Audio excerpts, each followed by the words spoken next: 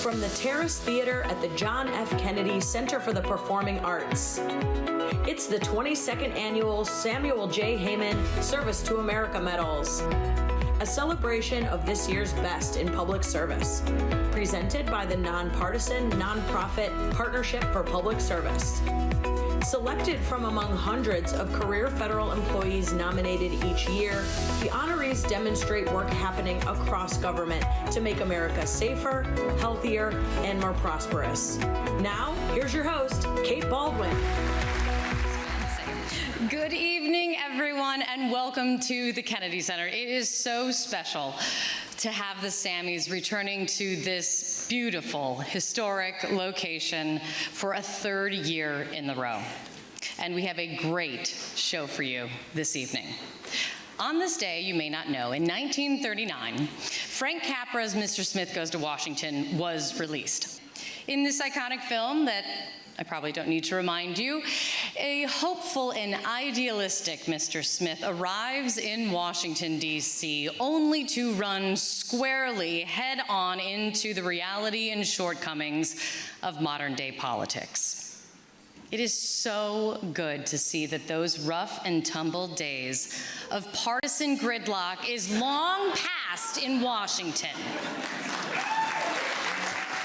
In all seriousness, the good news tonight is about the nonpartisan business of government, the successes and achievements of the government's work, and more specifically, the people who have brought about these achievements. The finalists and winners of the Samuel J. Heyman Service to America Medals. There are so many unsung heroes. And that is why we are here this evening, to bestow the Oscars of government, if you will, a well-deserved accolade to high-achieving public servants. Now, depending on how you feel about social media, you may like what I'm about to say or not. But if you are on social media this evening, please help spread the word using the hashtag Sammys2023 to share the stories of tonight's winners. Now, the work of federal employees and civil servants has a tremendous impact on all of our lives. Public servants lead efforts to find cures for disease, to invest in our rural communities, to ensure our food supply is safe, to care for our veterans, bolster our economy, and also ensure climate resiliency. The heartbreaking and horrific terrorist attacks in Israel and the risk to innocent lives throughout the region underscore how important effective U.S. government public servants are not only to this country, but to the globe. This year, we had 27 individual or team finalists chosen from more than 350 nominees working at 84 agencies, and we received nominations from every cabinet agency, and a partridge in a pear tree. We were fortunate to have a stellar selection committee with leaders from government, business, philanthropy, media, academia, who had the tough task of choosing the winners from among this highly accomplished group. I was on the selection committee last year, and it was very hard. You can learn more about not just the winners, but all of the finalists. You can check out their incredible accomplishments at servicetoamericamedals.org.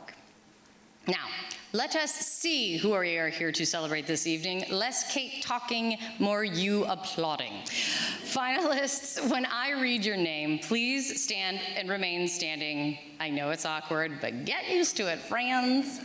And the audience, the usual request from me, if you could please hold your applause until all of the finalists are read so we don't miss anybody's name. Thank you. The honorees in the Emerging Leaders category made important contributions early in their careers, and they are Michael Kamal with the Department of Homeland Security, Mark Ingram with the Air Force, and Rebecca Schmidt-Jeffress with the Department of Agriculture. Next are the finalists in Management Excellence. Lisa Gafaldi, Shelley Pierce, Andrea Gold O'Connor, and the SNAP online purchasing team with the Department of Agriculture. Rear Admiral Nancy Hahn with the National Oceanic and Atmospheric Administration. Megan Meacham, Allison Hutchings, Sarah O'Donnell, and the Rural Communities Opioid Response Program team with the Department of Health and Human Services. Dr. John Palmieri, Richard McKean, James Wright, and the 988 and Behavioral Health Crisis Coordinating Office, also with HHS. And Blaine Workey, Robert Gorman, Jessica Illich, and the Aviation Consumer Protection Team with the Department of Transportation. That's right. And the finalists have been longtime leaders in their public service. Dave Clark with the Navy, Rocky Foyer with the National Institutes of Health, Carolyn Hightower with HHS, Michael Reardon with the Department of Labor, Ralph Rowe Jr. with NASA. Next, Security and International Affairs, Lisa Shao from the Department of Justice, Zach Johnson from the Department of Energy, Shadrach Ludeman, Tara Yarrow, and Brooke Harding and the Initiatives Ukraine team from USAID. And finally, the Science, Technology, and Environment finalists. Anne Lord Bailey, Caitlin Rollins, and the VA Immersive team from the Department of Veterans Affairs. Vincent Edwards with the Department of Agriculture. Sarah Nelson, Samantha Calkins, and the National Ignition team from the Department of Energy. Adam Philippi, Irang Ree, Sergey Korin, and the Telomere to Telomere team from NIH. Cheryl Seeger from the Environmental Protection Agency. I'm surprised there's anyone left sitting. Congratulations to you all.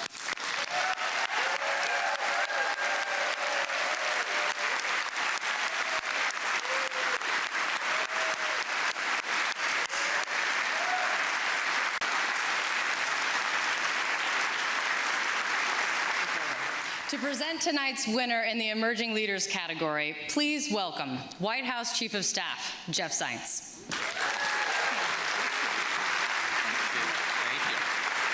Thank you.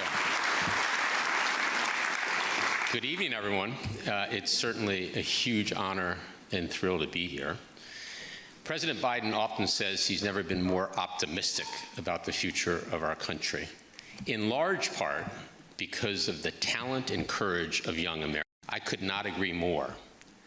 In fact, I view the single most important part of my job is pulling together the best teams who are committed, diverse, hardworking, low ego, and in it for the right set of reasons. Because if you have the right team, you can manage any crisis and capture any opportunity. Throughout my career, I've benefited time and again from tapping high performers early on in their careers, giving talented people more responsibility and asking them to take on bigger challenges than some may see fit. And what I've seen time and again is that when you give people who are stars a chance to meet a higher bar, they always, always, always clear it. The emerging leaders we're honoring tonight are yet another proof point, and they're exactly the kind of people who make President Biden so optimistic. As State Department hostage affairs officers, Fletcher Schoen and Jennifer Harkins worked around the clock to secure the release of 11 Americans wrongfully detained in Russia and Venezuela, including Brittany Griner, Trevor Reed, and 5 business executives who've been held nearly 5 years. Day in and day out, Fletcher and Jennifer demonstrated resilience, resourcefulness, and incredible empathy, including providing detainees' families with the care and clear communication they deserve. Reuniting all families with their loved ones has been a top priority for the President since day one. As he emphasized last week, we won't rest until every wrongly detained American is released, including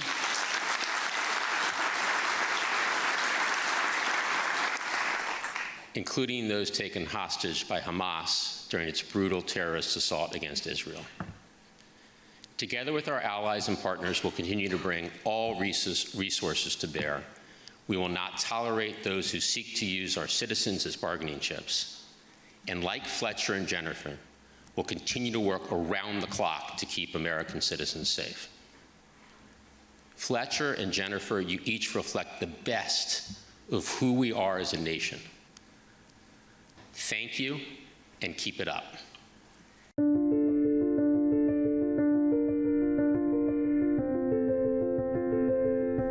When you think about government, do you think young, dynamic, exciting, groundbreaking? Well, I'm here to show you that you should. Jennifer Harkins and Fletcher Schoen are government wonderkins in the 35 and under set. Whoop, whoop. These two, hostage affairs officers at the State Department, are not only college and rich, but they've managed to pack a ton of public service into their young lives. Now, in case after case around the world, these young leaders are redefining how to bring wrongfully detained Americans home and getting major results. There is a textbook way to do this, and it's not always the way that's going to get people home. You have to be flexible and throw those skills out the window and try something really off the wall. These two have racked up some big wins in the last 2 years, including the release of Trevor Reed and Brittany Griner in Russia, and the release of the Citgo 6 in Venezuela. So Trevor Reed was detained in Russia without any evidence that he ever committed a crime of assaulting a police officer. Almost immediately, the Russians approached the United States and wanted to do a deal. And so it was a question of the geometry of that deal.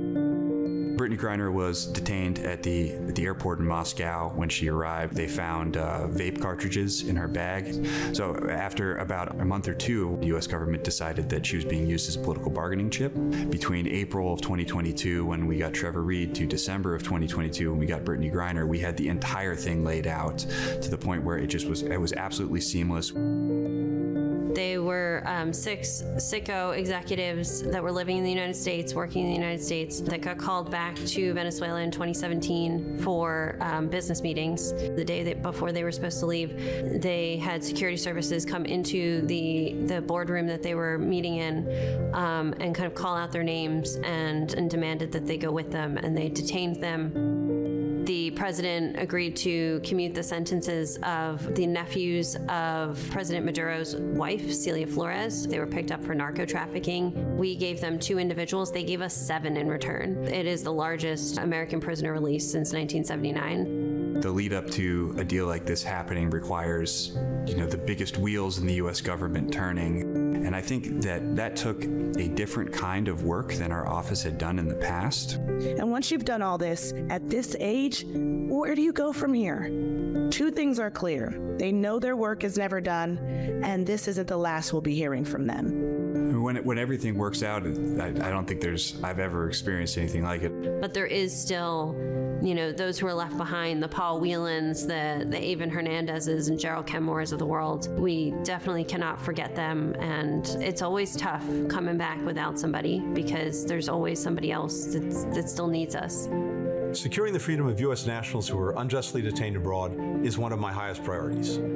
Thank you, Jen and Fletcher, for your tireless commitment, for your dedicated public service, for bringing our people home.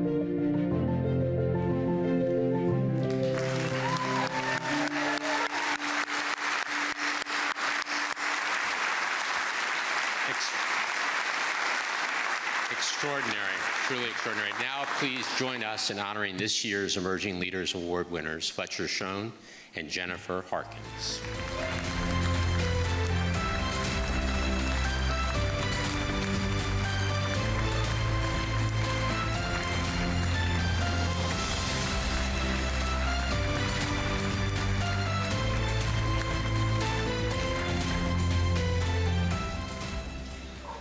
All right, so Jen and I are honored to accept this award. Often within hours of landing after recovery, we are flying back to DC to continue our efforts on behalf of those who remain wrongfully detained. Our victory laps are short, and any sense of accomplishment is dampened by the knowledge that we have more work to do. So it's nice tonight to take a moment and reflect on the work we have done in these past 2 years to help bring 11 Americans home. I'd like to take this opportunity to thank the leaders in this administration and the Secretary of State for making these tough choices that seal these deals. Thank you also to Roger Karstens, Carolee Walker, Dustin Stewart, and the rest of the SPEHA team for working so hard and showing us what right looks like. To our friends and family, some of whom are here tonight, this is a tough job, and we can't thank you enough for being there for us, but also helping to make us into the kind of people who want to help. Finally, our hearts go out to the Cristela, Kennemore, Hernandez, Whelan, and Gershkovich families, and all the other families whose loved ones have yet to return home. We look forward to the happy day when you are all reunited with your loved ones, and the practice of hostage diplomacy is confined to the dustbin of history. Thank you.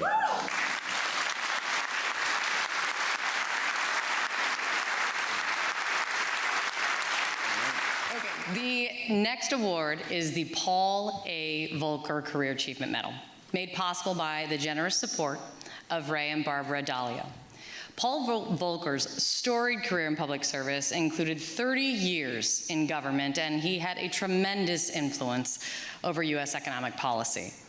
And although finance and the economy dominated much of his career, he was outspoken about the importance of an effective government and the need to restore faith in our government. In 2018, he told the Financial Times that he would like his legacy to be, quote, attention to public service. That legacy lives on now through the mission and the work of the nonprofit Volcker Alliance, which he founded in 2013 to continue his life mission to advance effective management of government at all levels. Congratulations to the Alliance on their 10-year anniversary. We wish you continued success. Yeah, sure.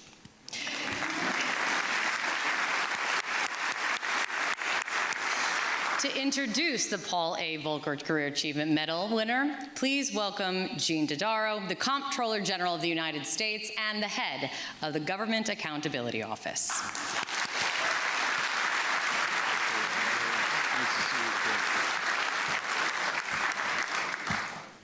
It's my pleasure tonight to introduce you to Melissa Emery Harris.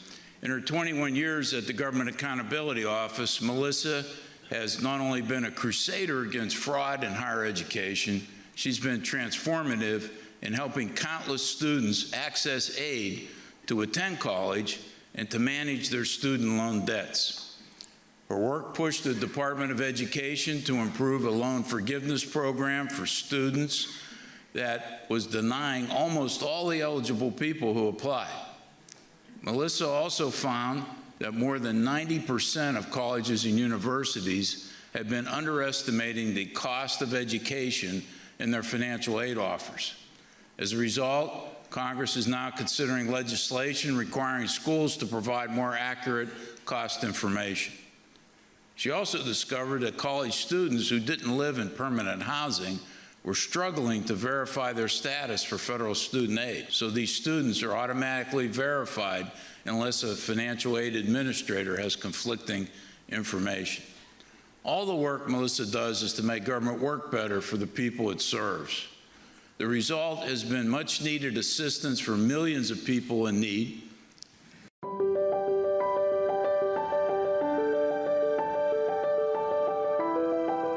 You know how you have a boss that kind of watches over your shoulder to make sure you're doing a good job? The boss at my first job was the entire reason I didn't spend my entire day reading Twilight fanfic.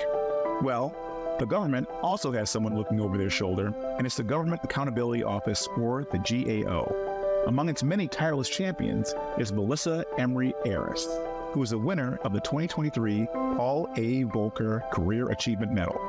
What I do is I make sure that the Department of Education is working in terms of higher education. We're working to prevent fraud, improve access, and improve the management of federal higher education programs. One of my favorite studies was where we did some undercover work. We had employees pretend to be prospective students to go take a test of basic math and English skills, and to go in and purposely fail the test. And yet they were later told that they had passed the test. The schools were trying to make money. The schools were trying to enroll students who didn't have basic math and English skills just so they could get the federal dollars. And that doesn't help anybody. Public service loan forgiveness was another thing that Melissa took seriously. And I'd like to also make a pitch for National Email Non-Response Forgiveness. at 20,000 unread emails, which are suffocating me to the core of my soul. As I was saying, the great thing about Melissa is when it came to public service loan forgiveness, she could do something about that. So the idea is that you can work for the federal government, a state government, a local government, or a tribe, or a qualifying nonprofit for a period of 10 years. And then after that 10-year period, if you meet certain conditions, you would have your federal loans forgiven. And we found that 99% of people that were applying were being denied.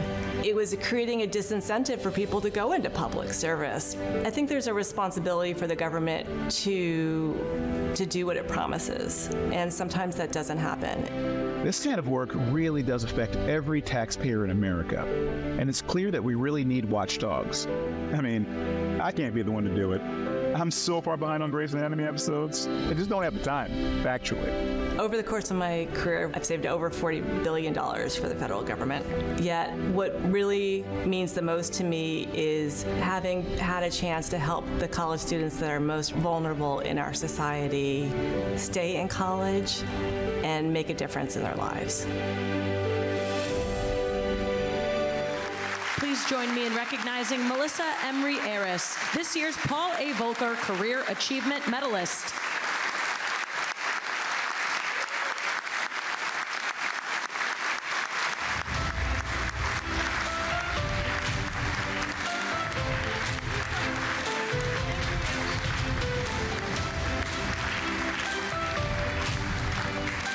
This is so exciting!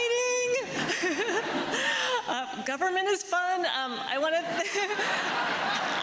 thank you all. It is just such a tremendous honor to be here amongst such distinguished people. I have such imposter syndrome sitting in the audience and hearing about all the incredible things that people are doing. But I'm so thrilled to be here with all the honorees. And I want to especially thank the Comptroller General for his service, GAO's leadership, and all of the amazing people that I get to work with every day at the Government Accountability Office. It is such a cool place to work, so if you're thinking about changing jobs, come on over. We truly have an opportunity to make government better. And within higher education, it's important that students and borrowers have the information they need to make informed financial decisions. Similarly, it is critical that student aid programs be protected from fraud and deliver on promised benefits. When higher education programs are mismanaged, it erodes trust in the federal government. As a proud GAO watchdog, I am grateful that I can help improve higher education programs and increase the public's trust in the government. Thank you so much.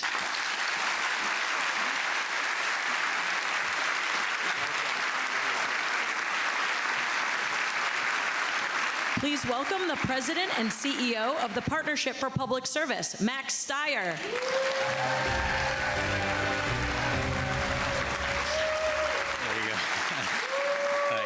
I think my wife's doing that because she said I have to smile. So that's the, anyway, good evening to everybody. This is wonderful to see everyone here.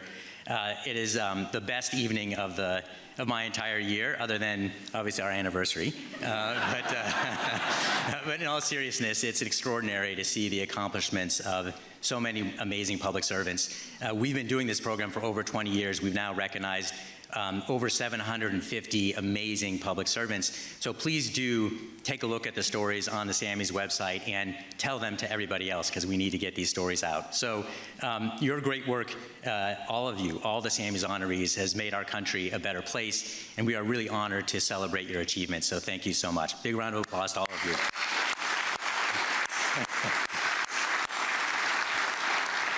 Okay, so the partnership's mission is to build a better government and a stronger democracy.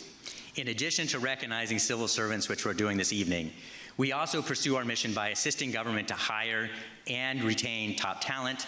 We help in developing effective leaders through our Public Service Leadership Institute. We work on boosting morale through our Best Places to Work rankings and improving the transition process through our Centers for Presidential Transition. Our newest effort is rebuilding trust in our public institutions. You heard a little bit about that from Melissa. We believe we need a government that is both trustworthy and trusted in order to have a strong democracy. Underlying all of our work is a firm conviction that great leaders are the heart and soul of effective organizations, which is why I am so thankful to see so many of our government's amazing leaders here tonight. So thank you, a round of applause for all of you.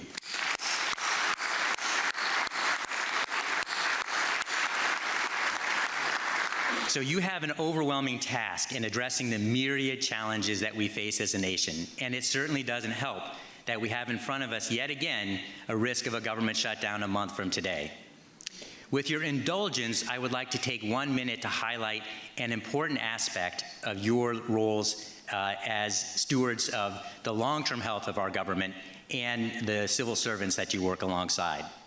One of the most important responsibilities that you have is fostering the next generation entering public service.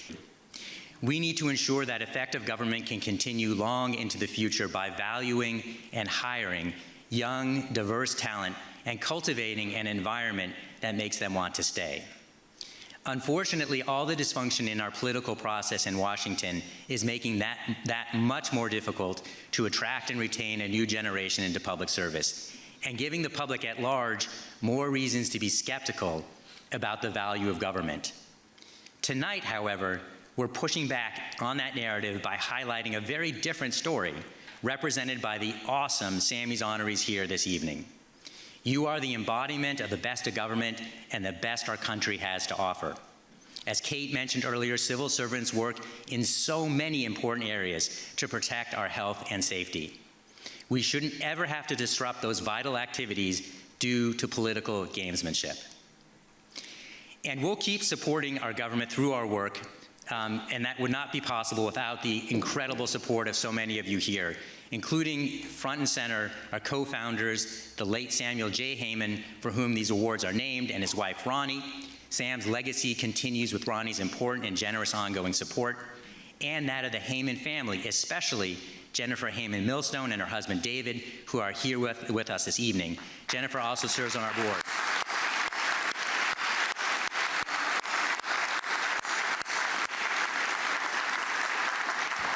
So we're grateful for the family's sustained support of the partnership and these awards. Sam is undoubtedly smiling at what he's seeing right now. Thank you also to all of our board of members for their service and leadership, particularly our remarkable board chair, Tom Bernstein. There we go, Tommy.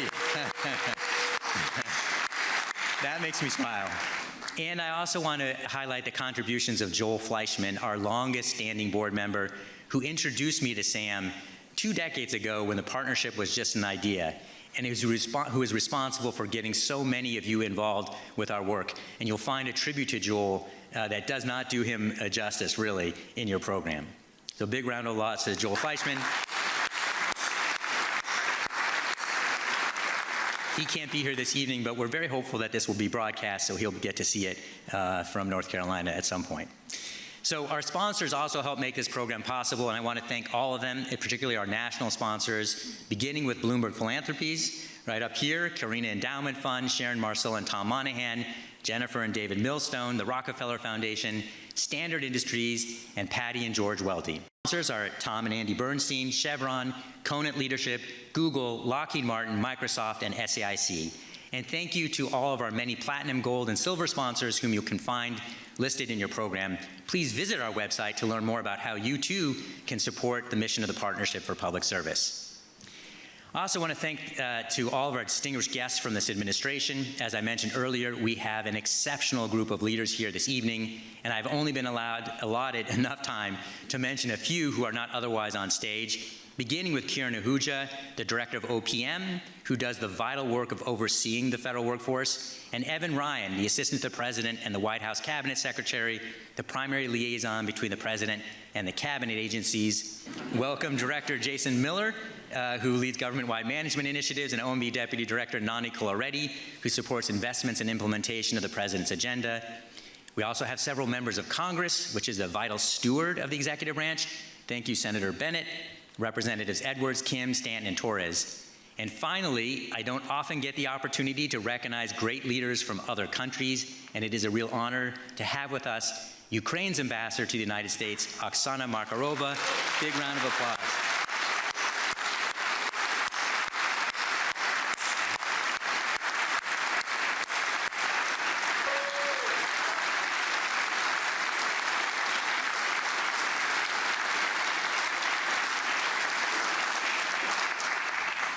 So to the many other senior leaders attending tonight, you are essential to ensuring that the federal workforce is recognized and supported year-round. It means a great deal to have you all here. And now, let me introduce one of those phenomenal and dynamic leaders, Deputy Secretary of Transportation, Polly Trottenberg, to present the Management Excellence Medal. Welcome, Polly.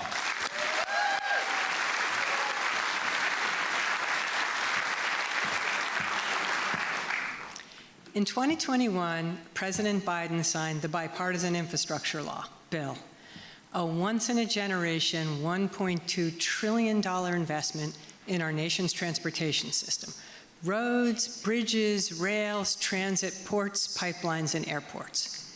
These investments will connect people to jobs and opportunity, support local communities, strengthen our supply chains, and create a safer, more equitable, accessible, and sustainable transportation system.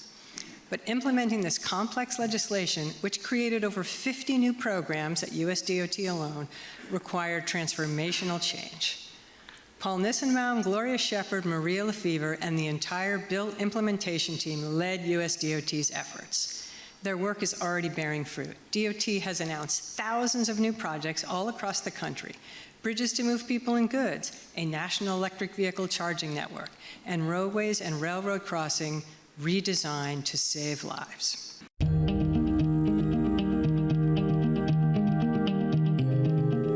For most of us, roads, bridges, freeways, sidewalks, these are all basic infrastructure that we interact with every day. We often forget that it takes a plan to actually make those roads, maintain those bridges, and repair those walkways. It takes time, energy, and the efforts of brilliant people like the winners of the 2023 Samuel J. Heyman Service to America Medals Management Excellence Award: Paul Nissenbaum, Gloria Shepard, and Maria Lefevre. Infrastructure is really what built the country. You can go back to the beginning, to our founding, and the canals, and then the railroads, the highway system, the aviation system, the pipelines. All of that was the foundation that built the country.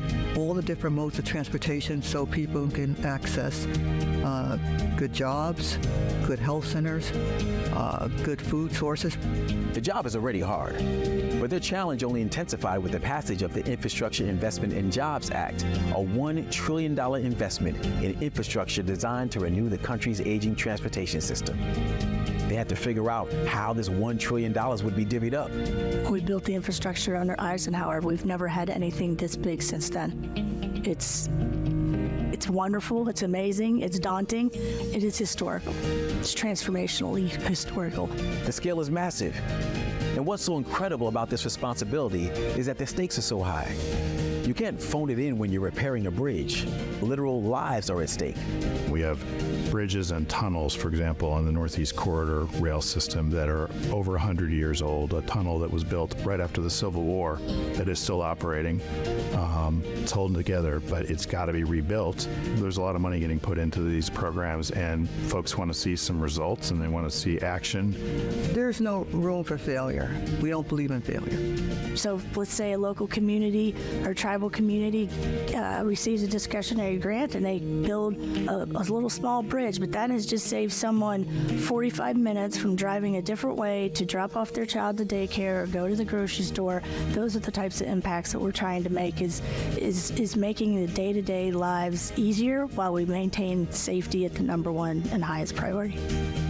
These dedicated public servants represent some of the very best that DOT and the U.S. government have to offer, and I'm proud to work alongside them.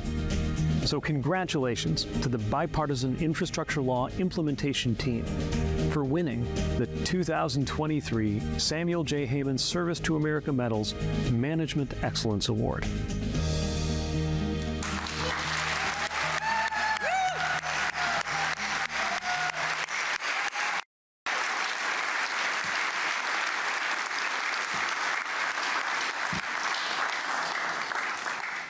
Please join me in congratulating the recipients of the 2023 Management Excellence Medal, my beloved colleagues, Paul Nissenbaum, Gloria Shepard, Maria Lefevre, and the Bipartisan Infrastructure Law Implementation Team.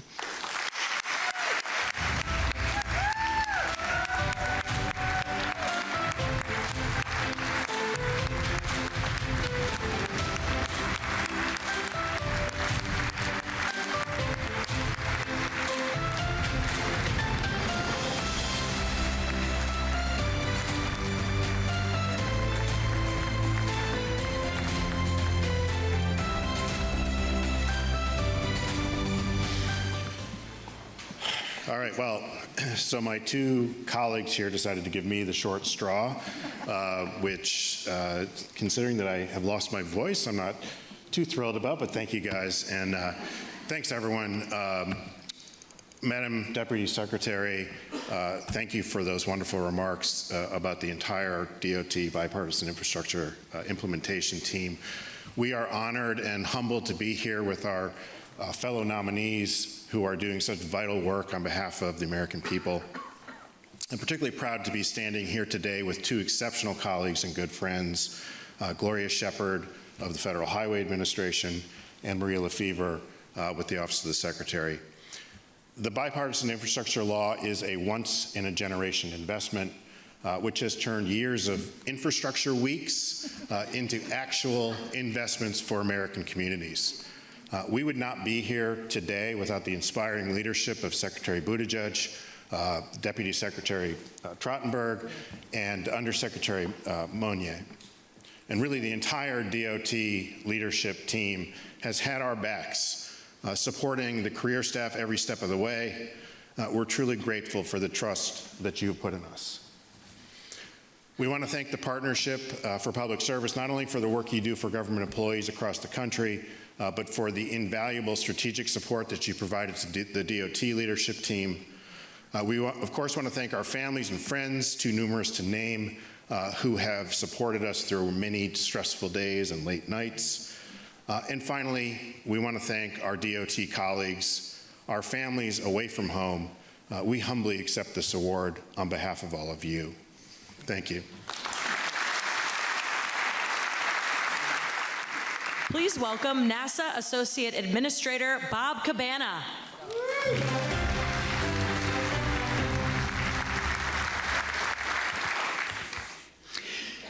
Just over a year ago, NASA's DART mission successfully crashed a refrigerator-sized spacecraft into an asteroid. Now, this wasn't a movie plot. Okay? After 10 months of flying in space, DART successfully moved an asteroid's path after hitting it at more than 14,000 miles. Now, this asteroid was not and is not a threat to Earth. So why did we do this?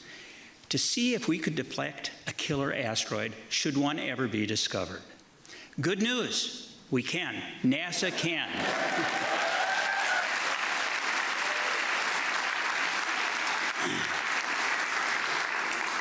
Led by Brian Key and Scott Bellamy, DART marked a watershed moment for planetary defense.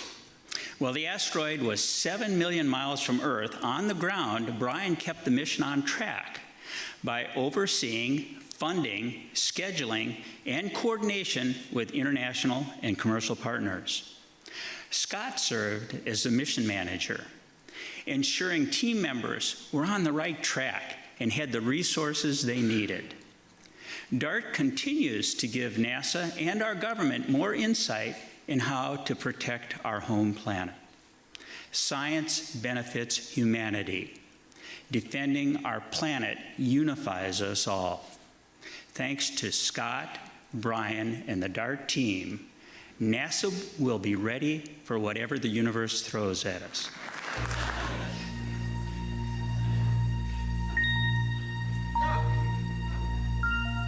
Space, the final frontier.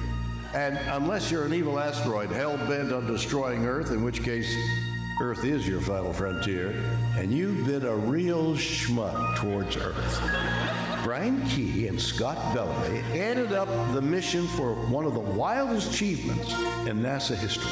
the Double Asteroid Redirection Test, or DART. When some asteroids hit Earth, they break up on entry into the atmosphere. If it's big enough, it can cause a whole lot of damage, and we want to avoid that. What DART also allowed us to show is if we do happen to find an asteroid that would impact the Earth, we might, if we catch it early enough, be able to alter its trajectory so that it won't, and thus preventing the possibility of a very bad event. Basically, we played pool, we played billiards with this smaller asteroid called Dimorphos, and we showed that if we impacted the smaller asteroid correctly, we could alter its orbit around the larger asteroid. Everything has to go right in order for the deflection to be sufficient enough to avoid an impact. It takes a lot of technology, and it all has to work at over 40,000 miles an hour. Exactly. And if you're wondering if this is like the thing you've seen in the movies, the answer is yes. It feels great to be able to take something that people have seen on TV or in a film and really show that it can be done, but it goes beyond that. We've seen it on TV, but they made it look easy. It's not easy. All of a sudden, the video feed just goes blue. A few seconds after that, somebody called out, confirmed impact. And a few seconds after that, the navigation team reported that the spacecraft impacted within 5 meters of the target point. And everybody was just wild. DART is made up of well over 200 people. They have that pride of ownership in what they're doing. What keeps me going and what keeps me getting up in the mornings to come to work, there's always more to find. There's always more questions to ask, more answers out there to make sure that this exploration effort doesn't end.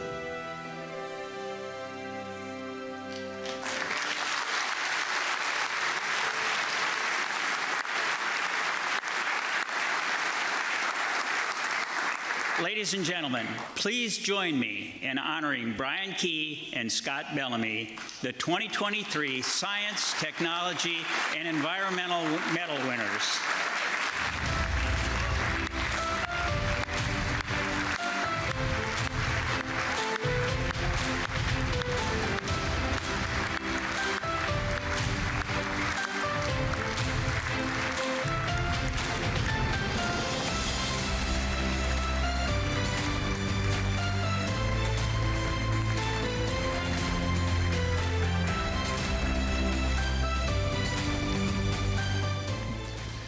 Thank you. Thank you and good evening. Thank you to the Partnership for Public Service for making this available. And congratulations to all of tonight's honorees. Brian and I are extremely honored to accept this award on behalf of the many people, the engineers, the scientists, the specialists, the entire team, and our maestro conducting their efforts that made DART into a reality. And we want to give special thanks to the families of all of the team members enduring through all the stressful times. What we accomplished was only possible through collaboration and coordination amongst several agencies and institutions, both at home and around the globe. When we work together as one, we can move mountains. On the 26th of September of 2022, NASA's project team at Johns Hopkins APL showed the entire world that working together, we can move asteroids.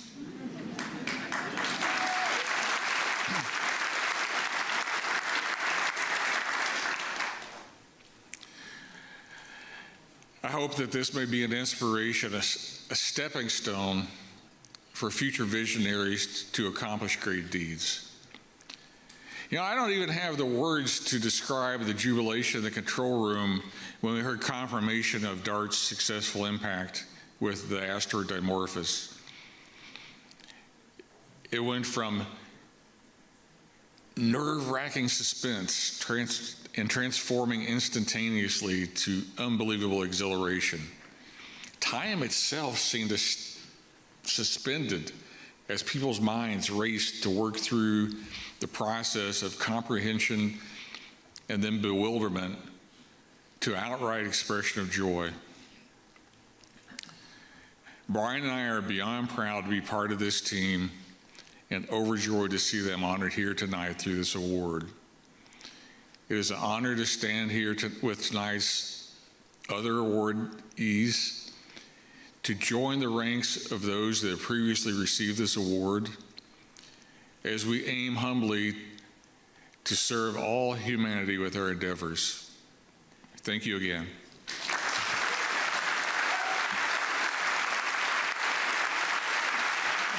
Each year, the partnership gives special recognition to an individual or a team chosen by you, friends, family, colleagues, voters. This year's People's Choice Award goes to Megan Meacham, Allison Hutchings, Sarah O'Donnell, and the Rural Communities Opioid Response Program Team, which received more than 75,000 votes.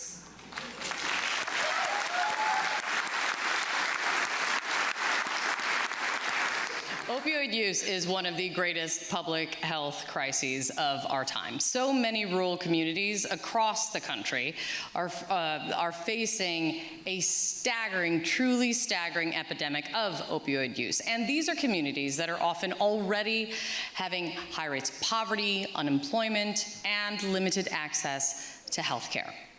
Megan, Allison, Sarah, and their team, they set up an opioid response program that provides funding for a wide array of opioid use prevention, treatment, and recovery services, leading to their nomination for Management Excellence. Now, since the program started 5 years ago, it has invested over $500 million and served more than 2 million people a year in more than 1,800 rural counties.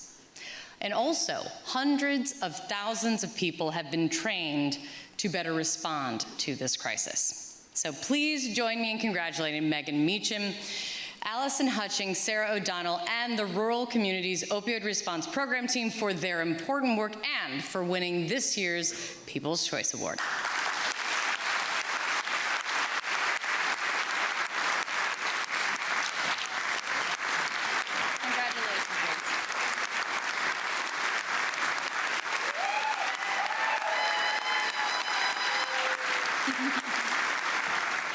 Please join me in welcoming the Secretary of Agriculture, Tom Vilsack.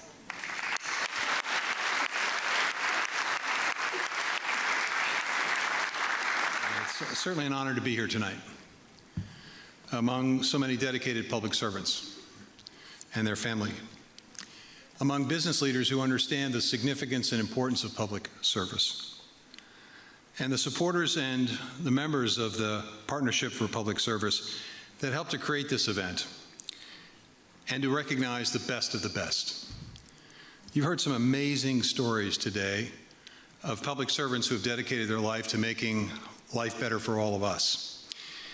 I've been fortunate in 30 years of public service as a mayor, a senator, state senator, a governor, and a secretary, to have seen firsthand the value and importance of public service.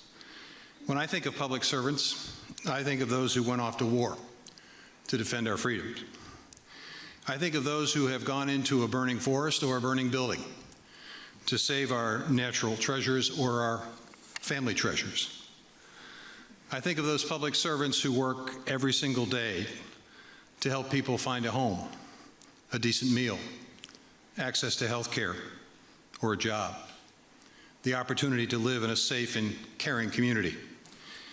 When I think of public servants, I always think of those who have taught our youngsters the importance and value of citizenship in a functioning democracy.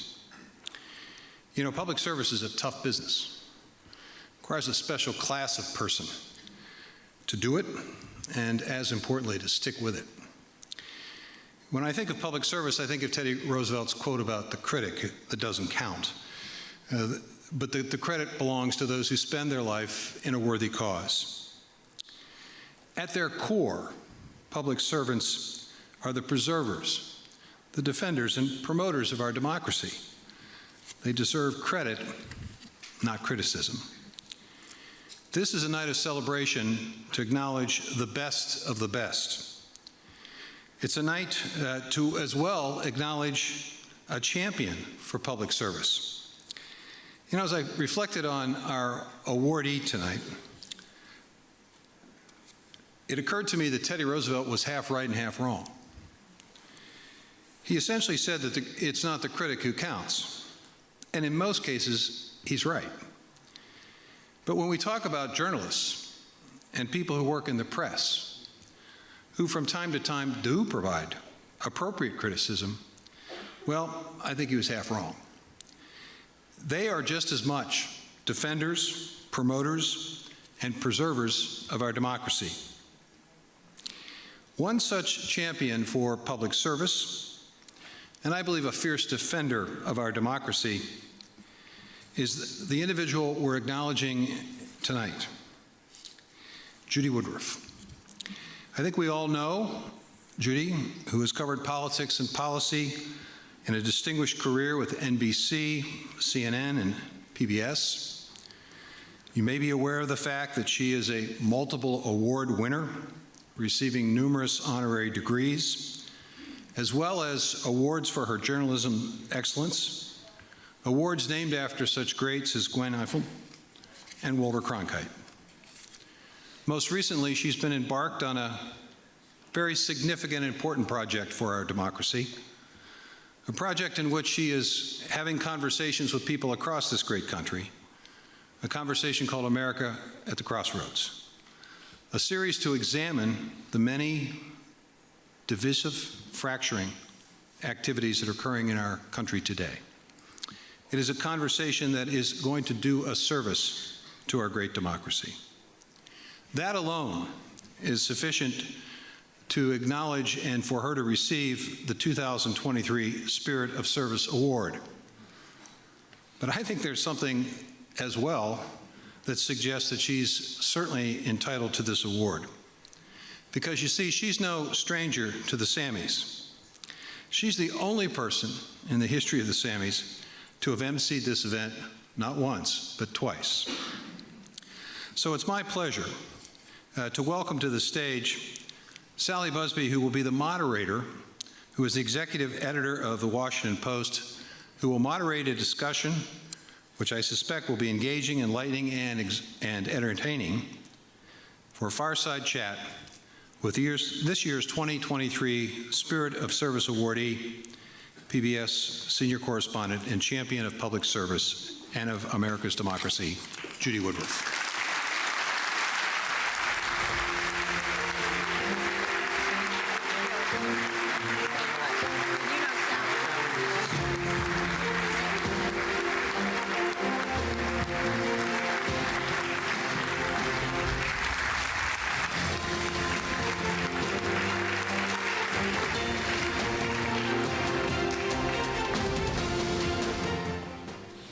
Coordinate the grant. I suppose we should say that. Judy said she and Gwen used to actually call each other, or email each other. And we did. Gwen Ifill and I would check with each other to make sure we weren't wearing the same color, so we didn't get them up.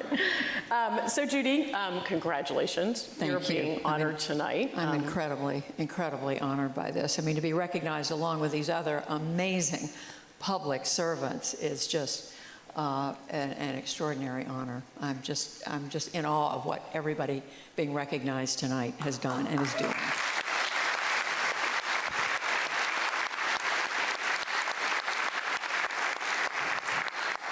It's an inspiring crowd. There's no question about that.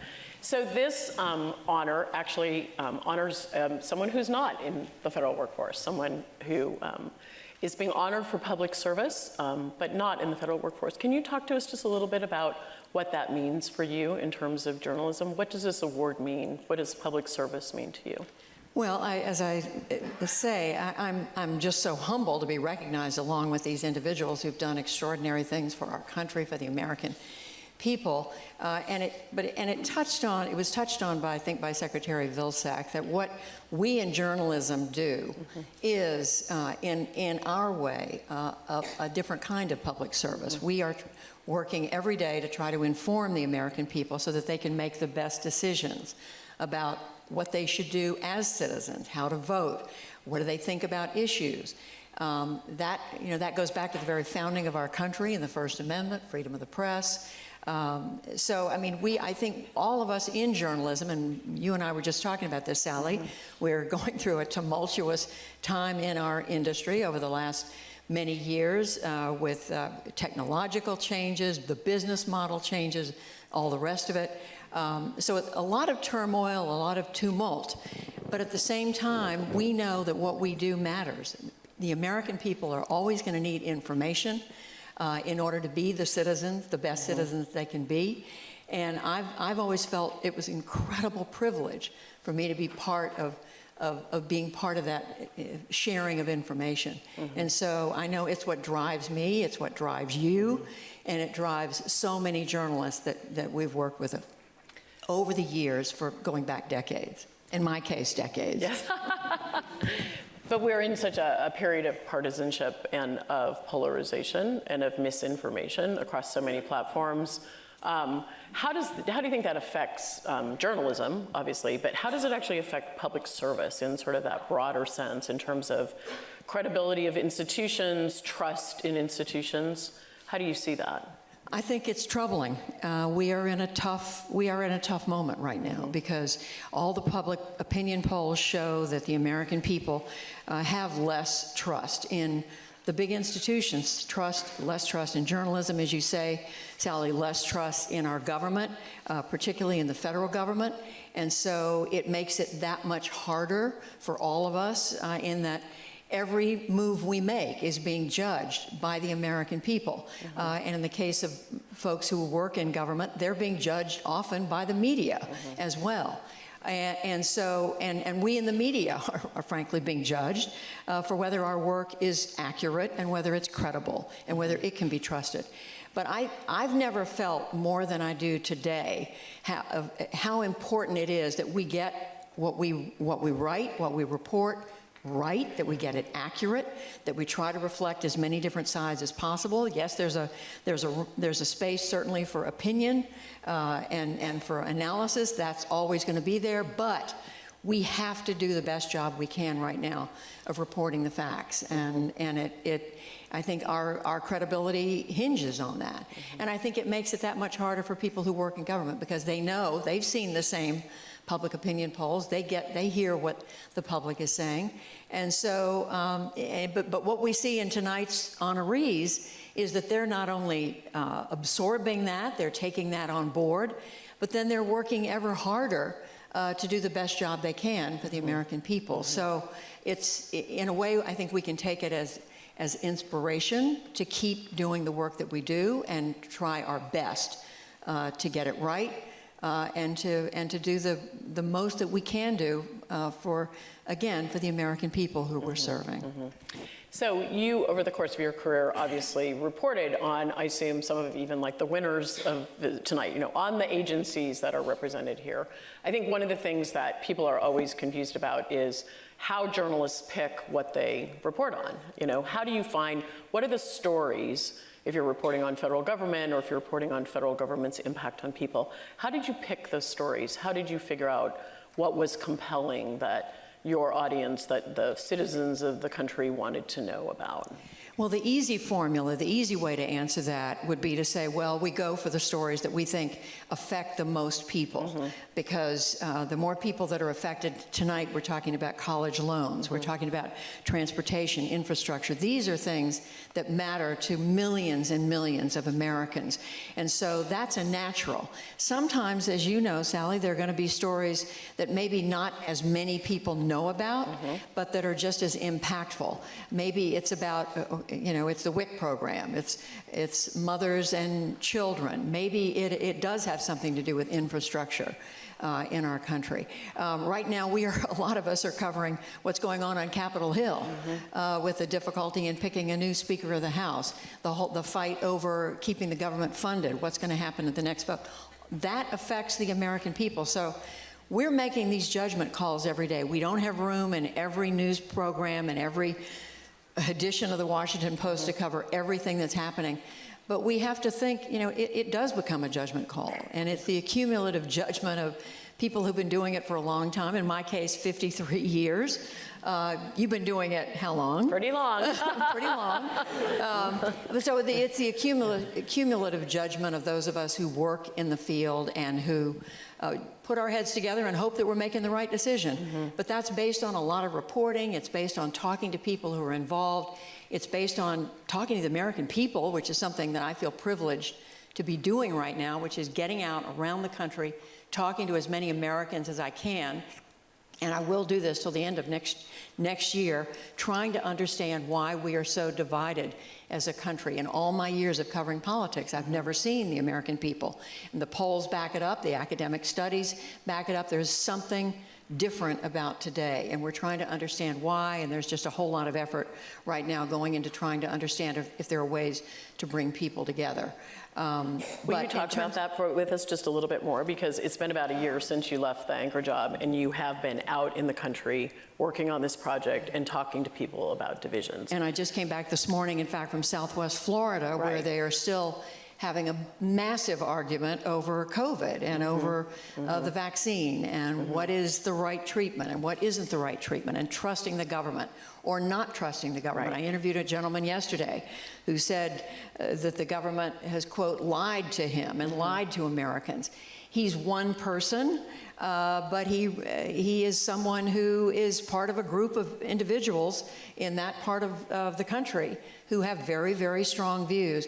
I've been to Oklahoma and Pennsylvania talking to school board members about why they are fighting today. School boards used to be these sleepy, quiet, sometimes boring places when they met. Today they are fighting, screaming at each other, trying to get people kicked off the board over what should be taught in the schools, whether books should be banned, what should be done when it comes to LGBTQ, transgender issues. We've spent time looking at the collapse of local journalism in the panhandle of Texas and Mississippi and Western Virginia. This is something you and I have talked about, Sally. The collapse of local journalism matters because if people in a community don't have information about what's going on in their own communities, then they don't. Then what happens is, frankly, they turn on the television news, of national news, or sometimes talk radio, and they gravitate towards the fight rather than information, because so much we know of national news does focus on the fight, for better or worse, and the scholars are finding that that's contributing to division. So and we're also looking at what's happened around the country when it comes to the role of higher education, free expression on college campuses. We now see, again, college campuses have always been a place of open debate. Today, now, increasingly, there are protests when people speak, and there are now, as we know, also state governments that are imposing restrictions on what schools, what colleges and universities can teach, what faculty can teach. And we've seen that in a number of states. So it all sounds pretty negative when you put it together. At the same time, there are groups, a number of groups around the country that are trying every which way they can to think of ways to bring people together. There's something called a bridging movement that is all about finding how do we get people just to sit across the table and have a conversation when they are have profoundly different political views. It's tougher than it used to be because Americans today more and more identify by our political party rather than where we grew up, what church we go to, where we like to vacation, what sports we're interested in. Today, it's so much more about politics and our political identity. So we're trying to get to the bottom of this division as much as we can, and to see in community after community if there are ways that that people might be brought together. Even if their political views are different, can they at least sit down and have a conversation? Because compromise is not a dirty word. It is possible to work across the aisle and get things done for the American people. But in many instances, the public doesn't see that. What they see coming out of Washington often is one side over here and one side over there, and the folks who want to work in the middle are the ones who are penalized. And so we're trying by visiting as many parts of the country as we can to understand it better, and then see where we go from here, because we've got a big election coming up in 2024. That is true. Judy, that is, I think every single person in this room will be interested in reading, looking at, watching what you will say. And that, I think that those issues are just so front and center in everyone's mind.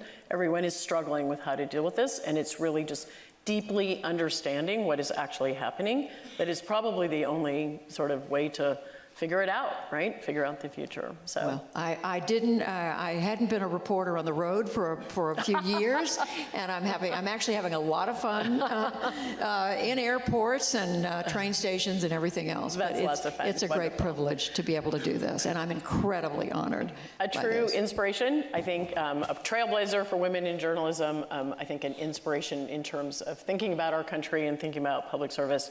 I want to congratulate you for this award and just thank you so much for continuing your work. Thank you. Thank you. Thank you. Thank you very much. Please welcome Deputy Attorney General Lisa Monaco.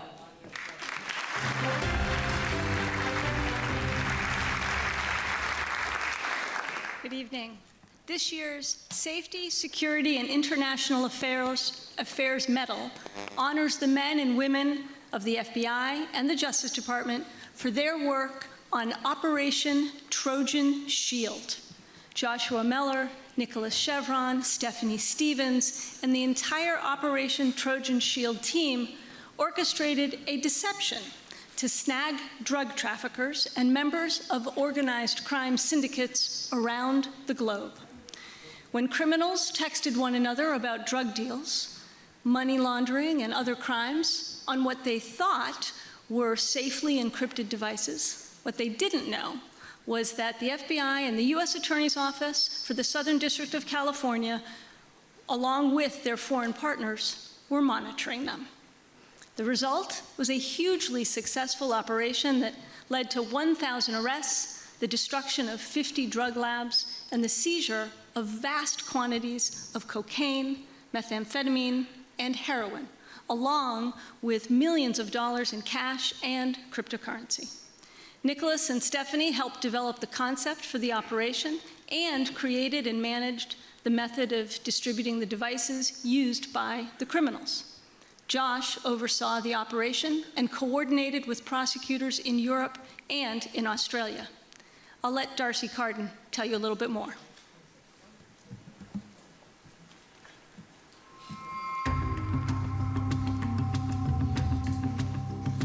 When most of us think of international cooperation, we think of a K-pop band doing a duet of an Ed Sheeran TikTok.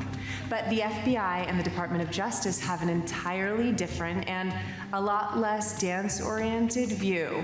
Josh Mellor, Nicholas Chevron, Stephanie Stevens, and their teams have been working to take down the international drug trade.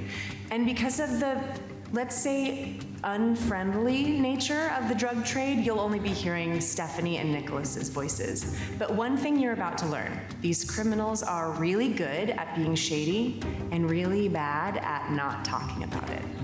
Operation Trojan Shield was an FBI investigation in collaboration with numerous foreign partners where we led and distributed our own encrypted communication devices.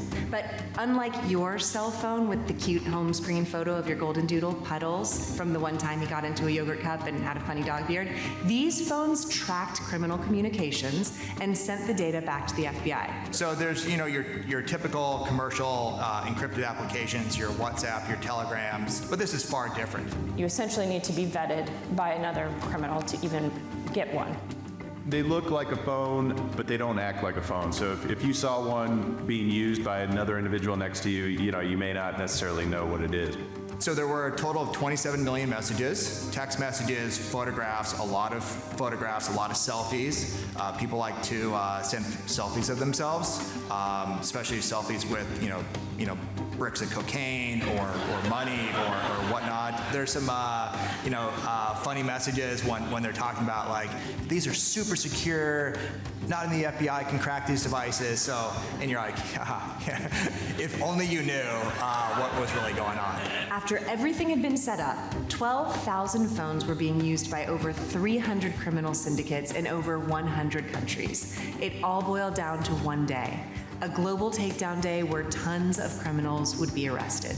We arrested 500 people on June 7th, 2021 with our international partners worldwide. And then after that, we are upwards of 1,200 arrests. This one was somewhat unique in the sense of the number of countries that we were working with. So we were sharing a huge amount of information with numerous countries. On behalf of the entire Justice Department, I want to congratulate Assistant U.S. Attorney Joshua Meller, FBI Special Agent Nicholas Chevron, FBI Special Agent Stephanie Stevens, and the entire team behind Operation Trojan Shield. They are true public servants whose courage, integrity, and dedication to this country inspire me every single day. This investigation is being used as a model for both the FBI and also for Europol in how to conduct these kind of large-scale international investigations is being used in investigation after investigation going forward.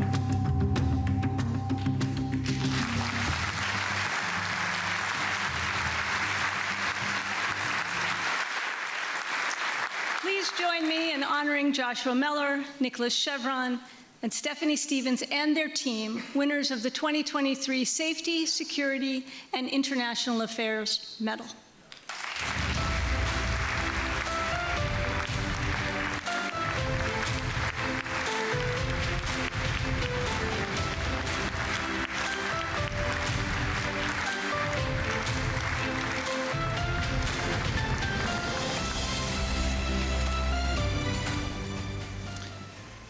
I'm speaking up here by myself because the ongoing incredible work of the FBI Special Agents Nicholas Chevron and Stephanie Stevens, their ongoing work is inspirational. Thank you, Deputy Attorney General Monaco. The Partnership for Public Service and the Selection Committee. I'm honored to be here with, in spirit, Nicholas Chevron and Stephanie Stevens to accept this award. The Trojan Shield investigation has been the highlight of my career as a federal prosecutor. Not for the results of the investigation, as those speak for themselves, but because of the new partnerships that were developed and the existing partnerships that were strengthened. These partnerships will outlive this investigation and bear unprecedented fruit in the future. This investigation was successful because of the innovative, progressive, resilient, adaptive, and sometimes, yes, stubborn prosecutors and agents. Together, we came together to tackle a worldwide problem. It was also successful because of the numerous agents, prosecutors, linguists, analysts that selflessly assisted throughout the case. This investigation exemplifies teamwork at its best, and it is a shining example of what we can do together if we work together. We also want to extend a special thank you to Europol for providing us the platform that allowed us the unprecedented collaboration, and the Australian Federal Police for their great partnership. Lastly, we want to thank our families who shoulder so much of the burden and allow us to do what we do. We're eternally grateful, and we can never thank you enough. This case can be summed up with a quote from J. Edgar Hoover, which is enshrined in the courtyard of the FBI headquarters. The most effective weapon against crime is cooperation. The efforts of all law enforcement agencies with the support and understanding of the American people. Thank you very much. Please welcome to the stage Deputy Secretary of Defense Kathleen Hicks.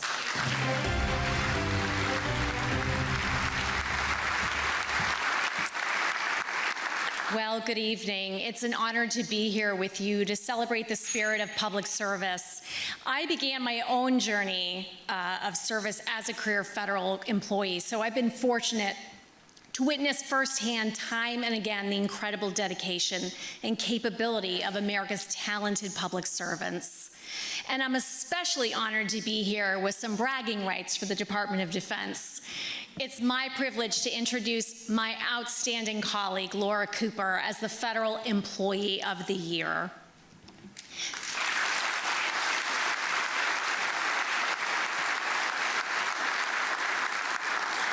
I have known and worked with Laura for over a decade, and she is the consummate civil servant and professional.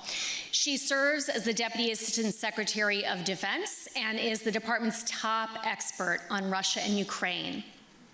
Now, Putin's war of choice has caused the most serious security crisis in Europe since the end of World War II.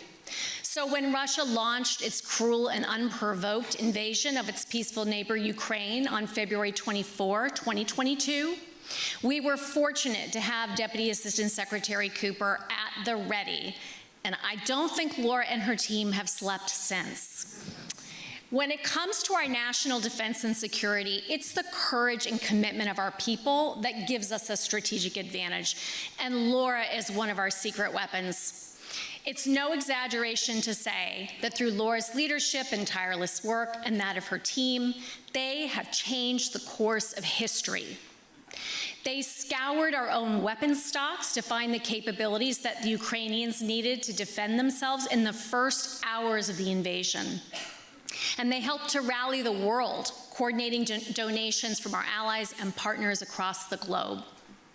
Since Russia's invasion of Ukraine, the United States has committed more than $43 billion in security assistance for Ukraine. And with the help of Laura and her team, America's allies and partners have committed another $33+ billion in direct security assistance to help Ukraine fight for its freedom. The Kremlin didn't count on the courage of the Ukrainians, and it didn't count on the relentless focus, deep expertise, and personal commitment of Laura and her teammates. I can tell you from personal experience, Laura doesn't know the meaning of the word quit. In fact, she's just returned from Brussels, where she helped Secretary of Defense Austin convene for a 16th time some 50 countries contributing to Ukraine's self-defense. And she's also met routinely with our Ukrainian partners. In fact, in April of last year, Laura accompanied Secretary of State Blinken on a long and very bumpy train ride to Kyiv in strict secrecy. Thankfully for our nation, Laura is adept at enduring bumpy rides and in many ways helping to steer the train through them. Along the way, Laura's good humor has never failed, her energy has never failed, and her dedication has never failed. So congratulations, Laura, on this well-deserved honor. You have been a tireless force for justice and decency, and we thank you for all you do in defense of the nation. Now we'll play a short video for Amy Schumer to discuss some of her accomplishments.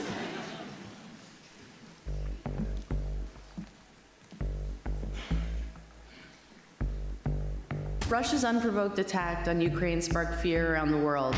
The violence and global volatility felt hopeless. But luckily for the world, the 2023 Federal Employee of the Year, Laura Cooper, and the Russia, Ukraine, and Eurasia policy team at the Defense Department knew exactly what to do. For them, hopelessness was not a part of the equation. We had been watching Russia's preparations for war for a few months. And we had been doing what we could to prepare the Ukrainians. So we already had a very heightened sense of urgency when the invasion actually happened. And at that moment, we really just sprung into action to respond to Ukrainian needs as they evolved. By the day, sometimes by the hour, they had to fight with the skills that they had and the equipment that we could get them quickly. So initially, we gave them equipment that we knew they were already trained to use, and they could employ it immediately in the fight. That was in February. But by the April timeframe, what we realized was we needed a more coordinated effort. We needed to deconflict our efforts, and we needed to make sure that allies and partners would sustain their support for Ukraine in the difficult days ahead.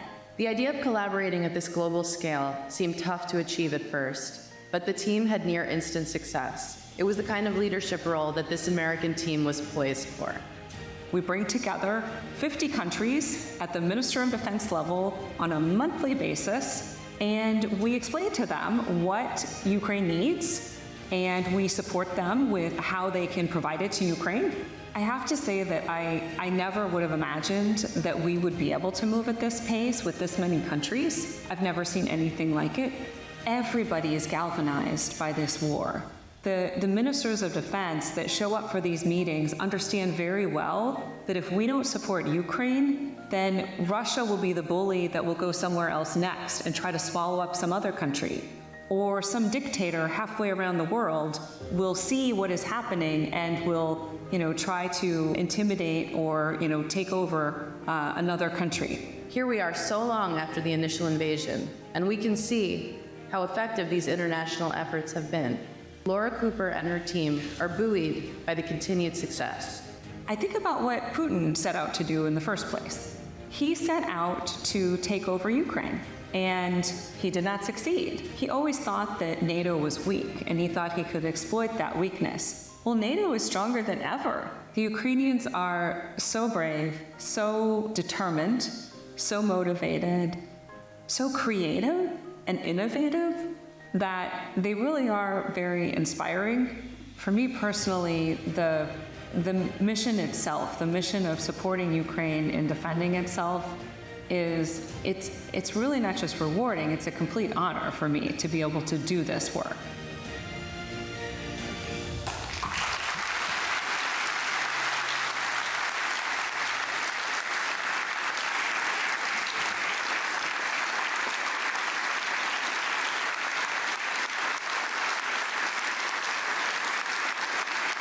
Please join me in welcoming Laura Cooper to the stage.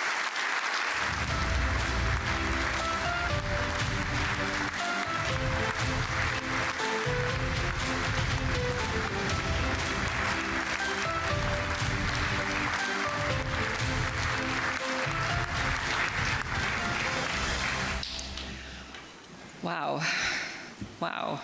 Secretary Hicks, you have been an inspiration to me for my whole career, so it is especially an honor to have you here and also to serve under you, under Secretary Austin, and under so many amazing leaders at the Defense Department. Tonight, I want to touch on a few other sources of inspiration. First, we are inspired by the Ukrainian people who have endured the unimaginable and the Ukrainian armed forces who defend their freedom against the unfathomable. They are courageously standing against brutal aggression that we would all have to face if left unchecked.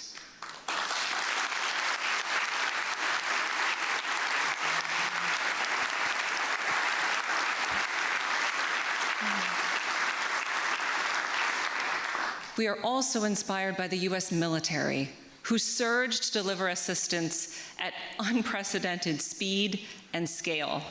These heroes in the Joint Staff, in the military services, in U.S. European Command, U.S. Transportation Command, and U.S. Embassy Kyiv, with our civilian colleagues all across DoD, at the State Department, at the NSC, all have answered the call of history alongside some 50 other countries who are also delivering life-saving assistance to Ukraine. Finally, I draw my inspiration from everyone on my team with whom I share this recognition.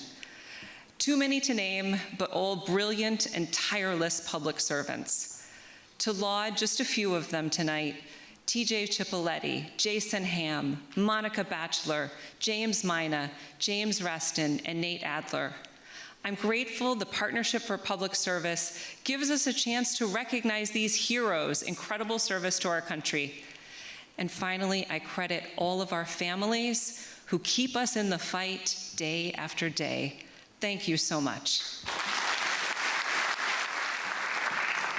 Okay, friends, what a fantastic night. Yes, come on.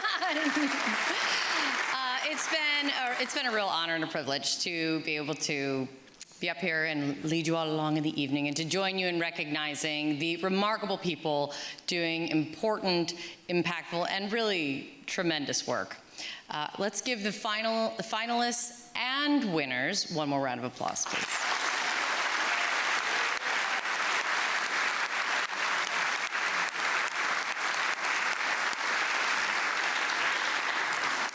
The SAMMYs and many other partnership programs are possible thanks to the generosity of champions like all of you.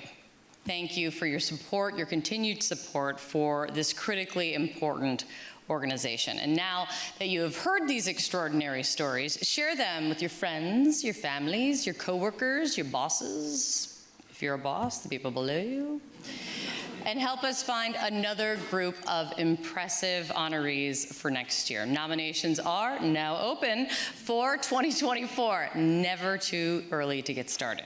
So you can go to servicetoamericamedals.org, click on nominate to recommend all the worthy federal employees that you know. And remember the wise words of Melissa at the top of the show, if you take one thing away tonight. Government is fun.